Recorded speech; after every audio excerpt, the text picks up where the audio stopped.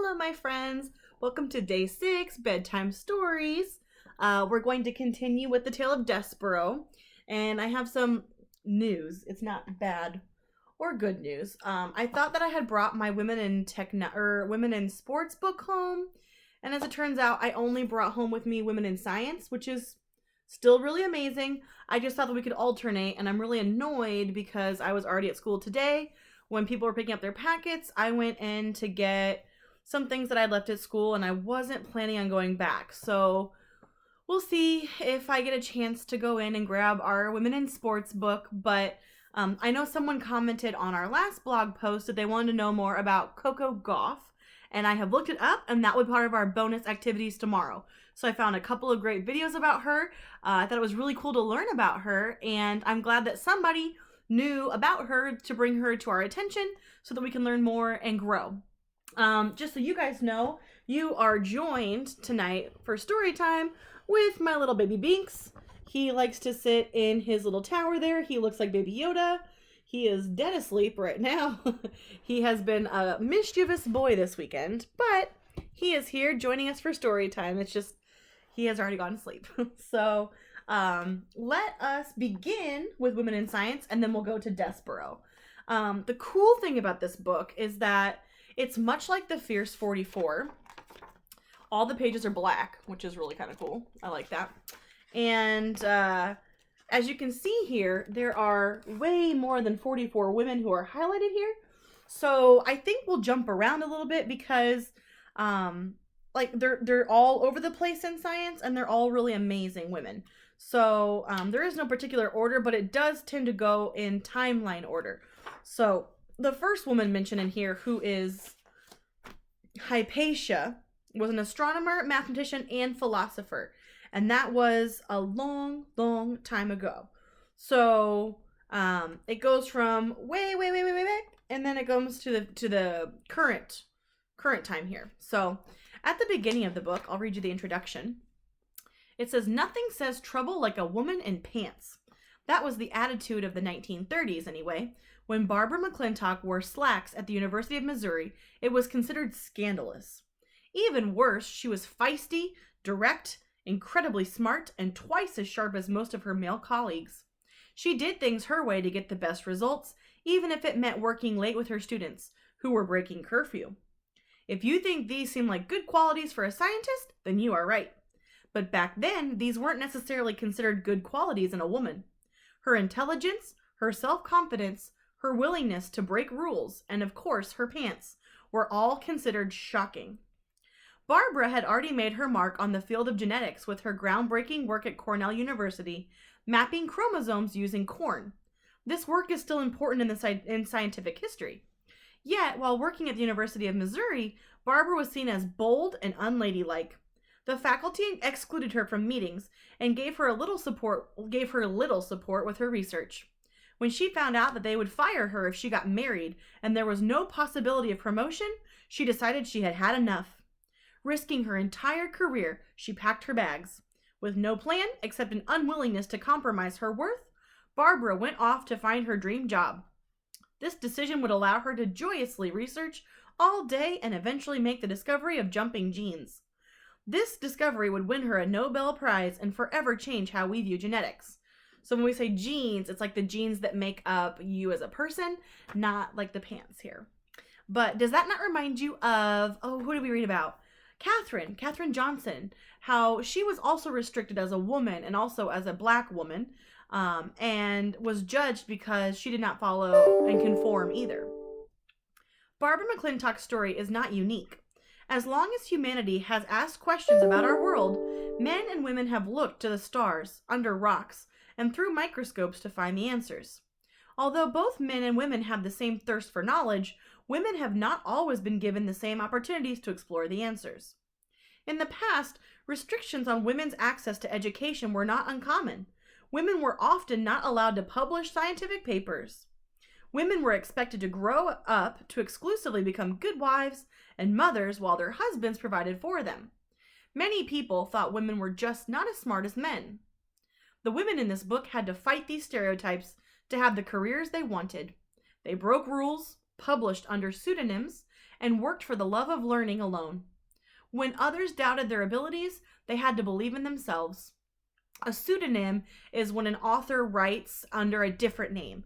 So I think that even J.K. Rowling, she has written a book with a pseudonym, which means that she did not use her real name. She made up a name, and a lot of times women, because they were marginalized, they were not treated fairly, they had to write books under a man's name, or a name that sounded like a man, so that people would take them seriously and buy them.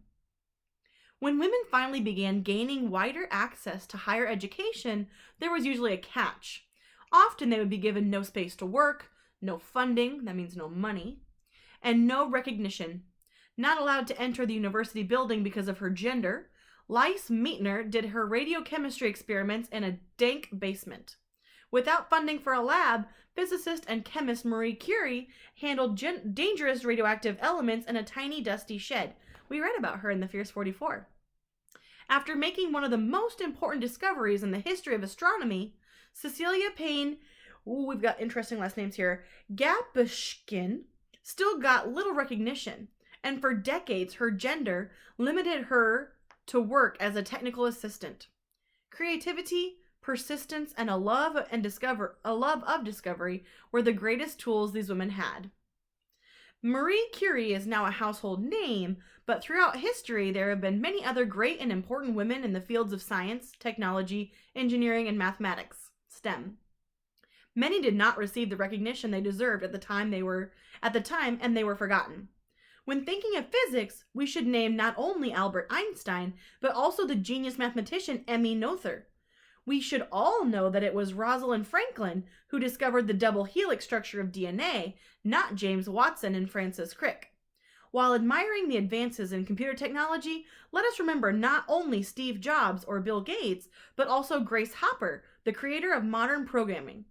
Did you know any of those names? I'm not going to lie, I knew none of those names. I've of course heard of Bill Gates and Steve Jobs, and even James Watson. You'll learn about him when you grow up in STEM, in science, in, biology. But we don't hear a lot about the women, just like how nobody knew until they created the movie Hidden Figures about Katherine Johnson. So it's important to give these women credit because they are the foundation, along with important men as well, for the science we know today. Throughout history, many women have risked everything in the name of science. This book tells the stories of some of these scientists, from ancient Greece to the modern day, who, in the face of no, said, "Try and stop me." Ooh, I love that, and I got chills. I'll show you the pictures here. There's a lot going on. And we'll go to another person tomorrow. We can start with Hypatia, who is back from ancient Greece, and learn about how she was an astronomer, mathematician, and philosopher. An astronomer is someone who studies the stars. And thanks to our little baby Yoda over there, my Desperaux book is quite sticky. On Saturday morning, he decided to swipe my orange juice off the table and knocked it all over the floor. So I'm still cleaning that up, and my book is a little sticky, but that will not stop us from reading. I believe we stopped at chapter 10. I think it was chapter 10. Which was Good Reasons. Okay. The entire mouse community, as instructed. Now let's remember here. Right where we left off, remember Desperaux went to the Princess P, and he sat at the foot of the king to listen to his music, and he fell in love with Princess P, and it was ridiculous, but love is ridiculous. And he kept telling her, I honor you, because he'd heard that in the book. He read it in the book. And his brother, was it his brother or his father, who turned him into the Mouse Council. So he is in huge trouble with the Mouse Council for going out to the people, and they're calling a meeting with the Mouse Council. Chapter 10, Good Reasons. The entire mouse community, as instructed by the most very honored head mouse, had gathered behind the wall of the castle ballroom. The members of the Mouse Council sat atop 3 bricks piled high, and spread out before them was every mouse, old and young, foolish and wise, who lived in the castle. They were all waiting for Desperaux. "Make way," said Furlough. "Here he is. I've got him. Make way." Furlough pushed through the crowd of mice. Desperaux clung to his brother's tail. "There he is," the mice whispered. "There he is. He's so small. They say he was born with his eyes open." Some of the mice pulled away from Desperaux in disgust, and others, thrill-seekers, reached out to touch him with a whisker or a paw. "The princess put a finger on him. They say he sat at the foot of the king." "It is simply not done," came the distinctive voice of Desperaux's Aunt Florence. "Make way," shouted Furlough. "I have him right here. I have Desperaux Tilling, who has been called to sit with the Mouse Council." He led Desperaux to the front of the room. "Honored members of the Mouse Council," shouted Furlough, "I have brought you Desperaux Tilling, as you requested, to sit with you." He looked over his shoulder at Desperaux. "Let go of me," Furlough said. Desperaux dropped Furlough's tail. He looked up at the members of the Mouse Council. His father met his gaze and then shook his head and looked away. Desperaux turned and faced the sea of mice. "To the dungeon!" a voice cried out. "Straight to the dungeon with him!" That is just so harsh. Desperoux's head, which had been full of such delightful phrases as happily ever after and lovely ears and I honor you, suddenly cleared. "Straight to the dungeon!" another voice shouted. "Enough!" said the most very honored head mouse. "This trial will be conducted in an orderly fashion. We will act civilized." He cleared his throat. He said to Desperaux, "Son, turn and look at me." Desperaux turned. He looked up into the head mouse's eyes. They were dark, deep eyes, deep and sad and frightened. And looking into them, Desperoux's heart thudded once, twice. "Desperaux Tilling?" said the head mouse. "Yes, sir," said Desperaux. "We, the 14 members of the Mouse Council, have discussed your behavior. First, we will give you a chance to defend yourself against these rumors of your egregious acts. Did you or did you not sit at the foot of the human king?" "I did," said Desperaux, "but I was listening to the music, sir. I was there to hear the song that the king was singing." "To hear the what?" "The song, sir. He was singing a song about the deep purple falling over sleepy garden walls." The head mouse shook his head. "Whatever you are talking about is beside the point. The question is this, and only this. Did you sit at the foot of the human king?" "I did, sir." The community of mice shifted their tails and paws and whiskers. They waited. "And did you allow the girl human, the princess, to touch you?" "Her name is P." "Never mind her name. Did you allow her to touch you?" "Yes, sir," said Desperaux. "I let her touch me. It felt good." A gasp arose from the assembled mice. Desperaux heard his mother's voice. "Mon Dieu! It is not the end of the world! It was a touch! What of it?" "It is simply not done," came Aunt Florence's voice from the crowd. "To the dungeon!" said a mouse in the front row. "Silence!" roared the most very honored head mouse. "Silence!" He looked down at Desperaux. "Do you, Desperaux Tilling, understand the sacred, never-to-be-broken rules of conduct for being a mouse?" "Yes, sir," said Desperaux. "I guess so, but—" "Did you break them?" "Yes, sir," said Desperaux. He raised his voice. "But I broke the rules for good reasons, because of music and because of love." "Love?" said the head mouse. "Oh, cripes," said Furlough. "Here we go." "I love her, sir," said Desperaux. "We are not here to talk about love. This trial is not about love. This trial is about you being a mouse," shouted the most very honored head mouse from high atop the bricks, "and not acting like one." "Yes, sir," said Desperaux. "I know." "No, I don't think that you do know. And because you do not deny the charges, you must be punished.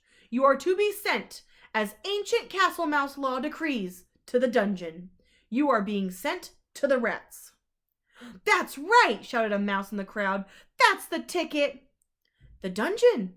The rats! Desperoux's small heart sank all the way to the tip of his tail. There would be no light in the dungeon, no stained glass windows, no library, and no books. There would be no Princess P. "But first," said the most very honored head mouse, "we will give you the chance to renounce your actions. We will allow you to go to the dungeon with a pure heart." Renounce. Repent. Say that you are sorry you sat at the foot of the human king. Say that you are sorry you allowed the human princess to touch you. Say that you regret those actions. Desperaux felt hot, and then cold, and then hot again. Renounce her? Renounce the princess? "Mon Dieu!" shouted his mother. "Son, do not act the fool. Renounce. Repent." "What do you say, Desperaux Tilling?" "What say you?" It's like ancient English. "What say you, Desperaux Tilling?" I say,